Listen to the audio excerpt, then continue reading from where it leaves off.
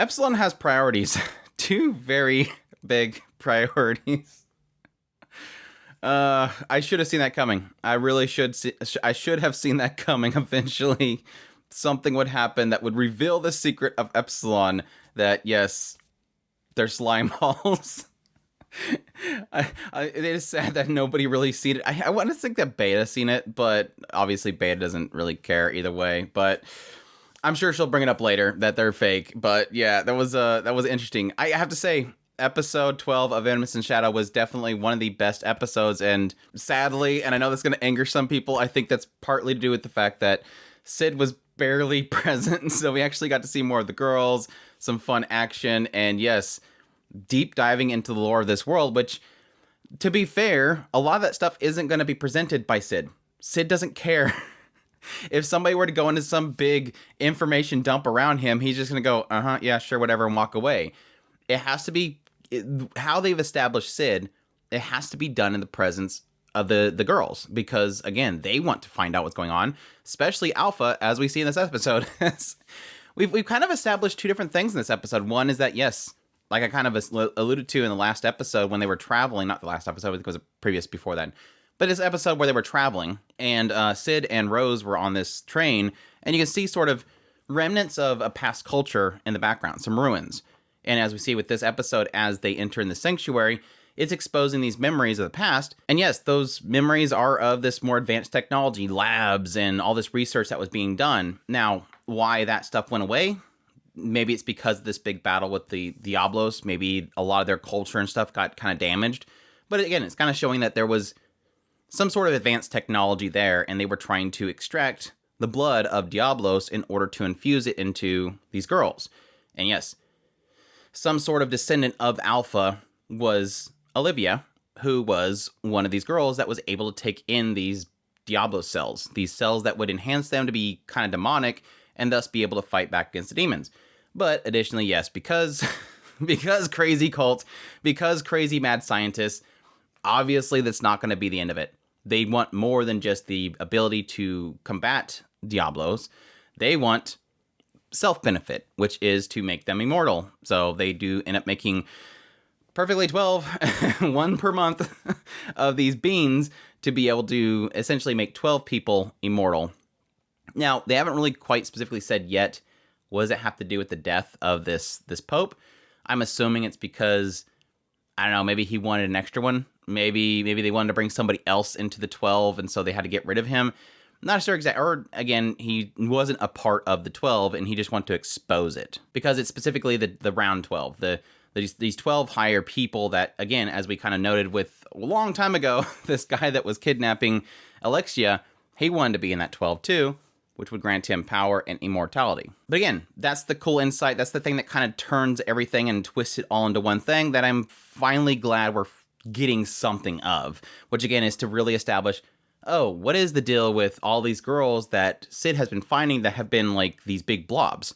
Well, these were all girls that were basically failed experiments of this, because they're trying to recreate Olivia, basically, to fight against Diablo, to get more parts in order to make more of these things, which is weird because I guess they only have the arm in the sanctuary. So the idea is that they want to go on, find Diablos again, and get another part from him. So they're trying to create another Olivia, and Alpha's the primary subject there because, again, she's a bloodline of it. So, but it doesn't seem like it worked because, again, she turned into a blob, and Sid found her and, again, stabilized her mana and allowed her to become back into her elven form. I do find it kind of interesting, the idea that they specifically pointed out that they changed the appearance of Olivia.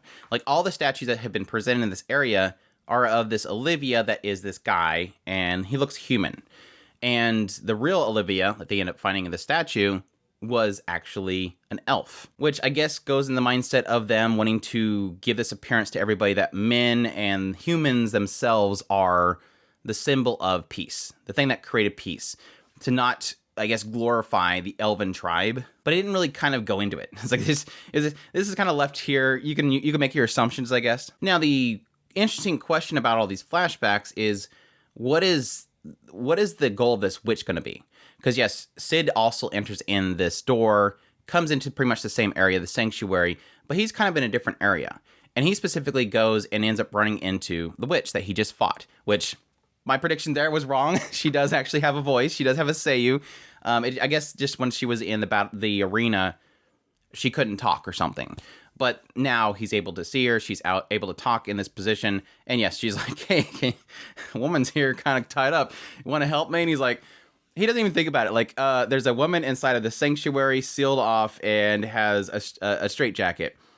Maybe she's supposed to be here for a reason. Obviously, we know now that it's probably not going to be a good reason.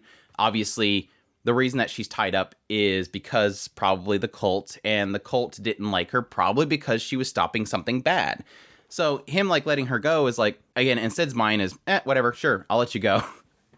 But it kind of turns this interesting little thing like, well, I want to leave here, you want to leave here, so let's work together. And he's like, yeah, whatever, that's fine. But again, as they walk around, they eventually run into her, and she's crying in this garden outside the lab.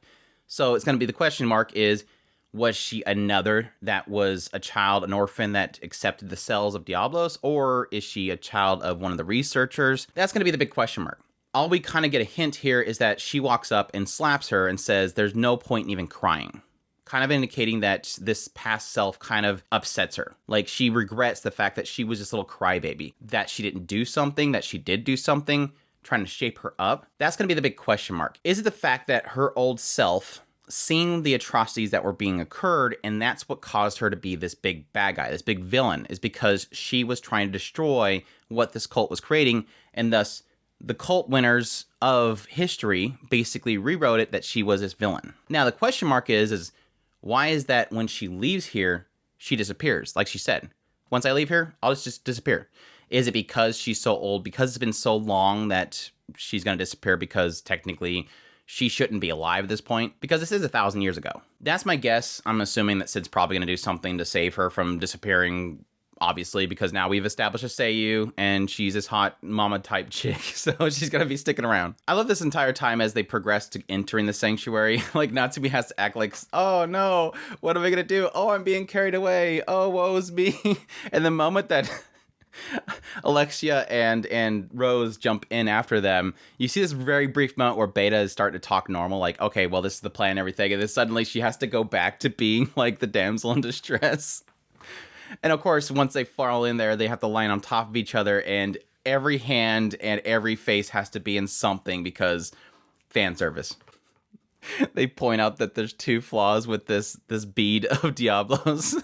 And immediately Lexia's like, obviously one of them is the balding. It's like, no, that's because of stress. It's like, no, because you have to take it regularly, and they can only make 12 of them. That's the 2 flaws. Let's correct things here. But no, I like that this guy like freaks out. He's like, he's done with it, and he goes to attack everybody, and immediately Delta's like, yes, finally I get to stab this dude. Like, Delta's been waiting this whole time to be able to kill something. She's like, I told you not to kill him. Yeah, but I figured it'd be fun to hunt him. Well, your other problem is that you didn't make sure that he was dead.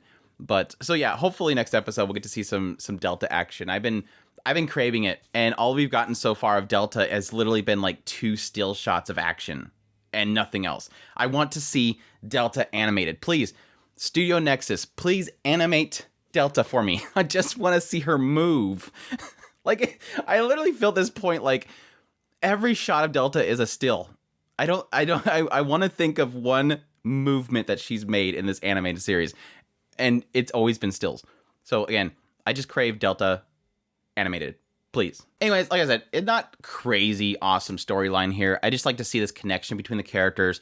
Yes, getting those kind of loops in about where Alpha was when Sid first met him, what that applies to the history, and all that kind of stuff. So I'll be interested to see where it goes from here. And like I said, I hopefully, again, see Delta in action next episode, but we will see. But that's my thoughts on episode 12 of Eminence and Shadow. Hope you guys enjoyed this video. As always, if you did, make sure to hit that like button down below, comment, let me know what's thought of the episode. Subscribe to the channel if you've not already. I do news reviews, first impressions, top list. If it's anime, it's pretty much here. Additionally, if you want to support the channel, we have a Patreon link, a tips link, super thanks button down below, and a membership button so you can get some awesome emotes and become a member of the channel. And I greatly appreciate everybody that supports the channel, and y'all take care.